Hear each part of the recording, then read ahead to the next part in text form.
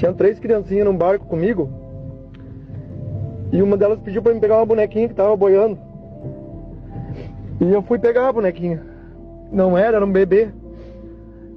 Era um bebê morto. Oi, filha, nós estamos bem, só que perdemos tudo, tá? Não te preocupa, estamos bem, tá? Só que perdemos tudo, tá? Em pouco mais de uma semana, mais de 400 municípios gaúchos tiveram bairros inteiros engolidos por uma chuva que não para de cair. No momento em que falamos, a maior tragédia climática da história do Rio Grande do Sul já deixou mais de 100 vítimas e afetou mais de 1,5 milhão de pessoas. Vamos ver a cronologia do que aconteceu e como escalou, um dos fenômenos que ficará marcado na história do Brasil. Em 27 de abril, áreas do Vale do Rio Pardo já sofriam com fortes chuvas de granizo, mas foi no dia 29 de abril que o INMET, Instituto Nacional de Meteorologia, alertou sobre o volume elevado de chuva. Podemos ver por este mapa que os riscos hidrológicos no Rio Grande do Sul são efeitos sobre fortes chuvas e relacionados à água. A mancha de risco elevado foi se expandindo e se tornando cada vez mais vermelha ao longo dos dias, indicando a dimensão da tragédia que se anunciava por vir. Essa chuva é resultado de uma combinação de fatores. A presença de uma corrente intensa de ventos que deixa o clima instável se juntou com uma onda de umidade que ficou retida sobre o Rio Grande do Sul. Ela foi impedida de avançar por conta de uma massa de ar quente estacionada no centro do país, e tudo isso potencializado pelo El Niño.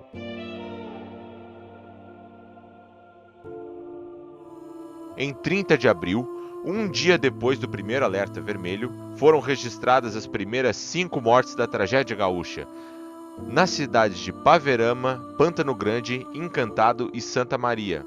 Ali, a força da água foi tamanha que olha o estrago nessa ponte.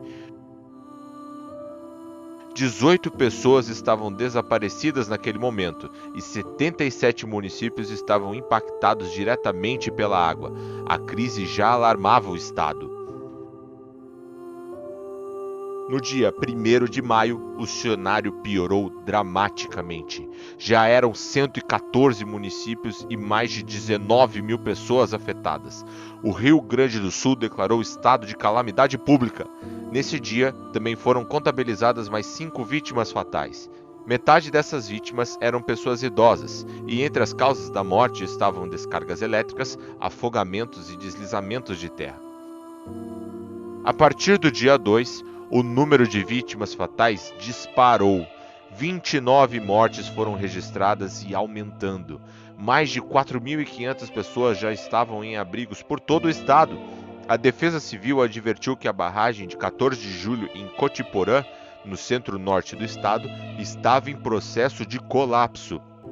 Famílias nas áreas de risco começavam a ser evacuadas. Já na região metropolitana de Porto Alegre, a Defesa Civil alertou que o lago Guaíba estava prestes a transbordar de modo significativo. Entre o primeiro e o segundo dia do mês de maio, a gigantesca quantidade de chuva fez com que as 7 cidades do Rio Grande do Sul fossem ranqueadas entre as 10 que tiveram o maior índice pluviométrico do mundo. Em 3 de maio, já eram 265 municípios afetados, mais da metade do estado. O Guaíba ultrapassou a marca histórica de 1941 e alcançou o nível inédito de 4,77 metros. Isso causou inundações com diversos bairros da capital gaúcha, incluindo o centro histórico. Já a rodovia e o centro de treinamento do Internacional e do Grêmio ficaram totalmente debaixo d'água. A Defesa Civil alertou sobre o rompimento parcial da barragem 14 de julho e advertiu que moradores de 7 municípios da região deveriam sair das áreas de risco e procurar abrigos. O órgão também colocou o rio Taquari, que corre pelo centro do estado, em situação de inundação severa. Com tudo isso, as mortes chegaram a 39 e 68 pessoas estavam desaparecidas.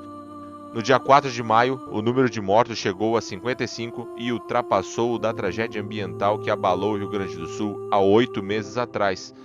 Além dos danos e casas e prédios, a infraestrutura pública também havia sido atingida. Já eram mais de 400 mil pontos sem energia elétrica e pelo menos 186 municípios sem sinal de internet e telefone.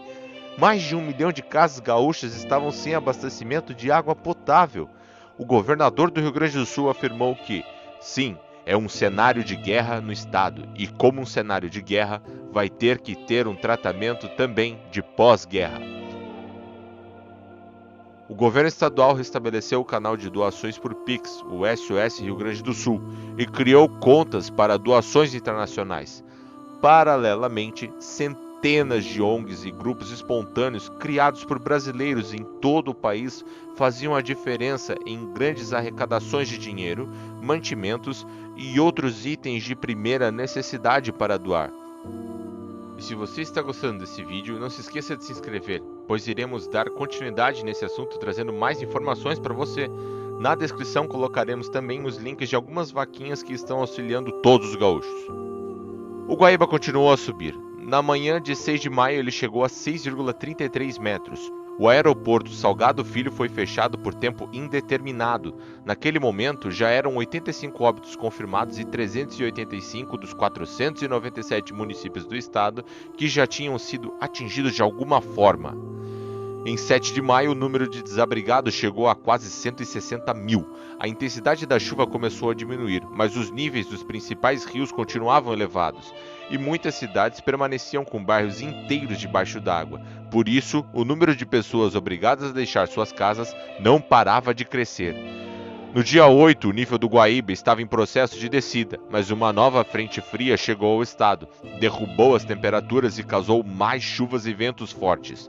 Além dos riscos de raios e trovoadas, 5 barragens estavam sob risco iminente de ruptura no estado, e muitos gaúchos continuavam em situação dramática. Mais de 500 mil pessoas estavam sem água potável, incluindo 85% da população de Porto Alegre.